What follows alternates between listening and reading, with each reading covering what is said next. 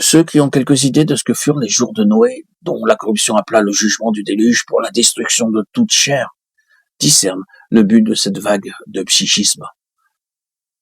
Il se découvre que chaque phase de science psychique est une substitution très nette, une contrefaçon de quelques aspects de l'évangile, jusqu'à l'union du racheté avec Christ qui s'y trouve parodié, par une union psychique avec des êtres invisibles, que le mouvement se précise encore un peu et il deviendra évident que Satan ramène l'humanité à la corruption des jours de Noé. Pour sa propre sécurité, l'enfant de Dieu doit donc être capable de différencier l'âme de l'esprit. Il doit être mis en garde contre la possibilité d'employer aussi la force psychique à son insu, pour aider ceux qui se débattent dans des difficultés de toutes sortes au lieu de les conduire à la croix en comptant sur la puissance et l'action du Saint-Esprit. Même dans la lutte contre Satan, il peut y avoir chez le croyant et à son insu un recours à la force psychique et à soi-même, s'il ne veille pas à crucifier constamment toute manifestation de vie adamique dans l'union vivante au Christ, ressuscité par le moyen du Saint-Esprit. Aujourd'hui, c'est bien entre les forces psychiques et spirituelles que la bataille est engagée. Le corps de Christ avance vers le but et tend vers le ciel. L'atmosphère s'épaissit chaque jour et devient de plus en plus irrespirable. Toute pénétrée qu'elle ait des courants psychiques qui sont à la disposition des esprits mauvais de l'air, serviteurs de Satan. La seule place de sûreté pour l'enfant de Dieu, c'est Christ. Demeurer uni à Christ en Dieu au-dessus des miasmes empoisonnés de l'atmosphère où le prince de la puissance de l'air agit. Éphésiens 6:12.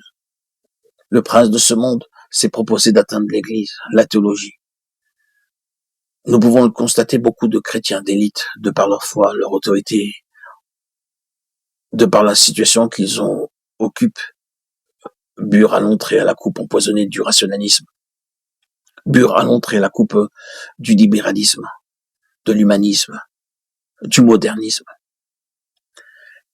Et Satan n'a pas terminé son travail. Il s'est attaqué de nombreuses fois en multipliant sur le fondement de la foi chrétienne l'œuvre expiatoire du Christ, mort pour nos péchés, ressuscité pour notre justification, œuvre d'expiation qui est rejetée par toutes les doctrines de démons. Il a contribué à aveugler de nombreux croyants.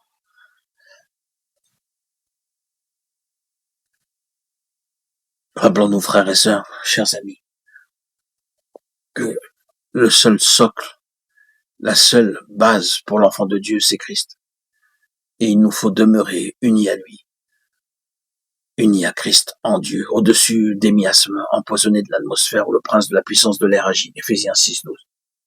L'enfant de Dieu a le sang de Christ pour sa purification, et il a la croix de Christ, où il est convié à s'identifier avec le Sauveur en sa mort.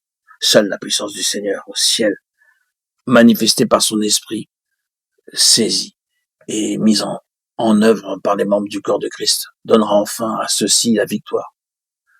Cette victoire qui les réunira à la tête, au chef glorifié, le Christ,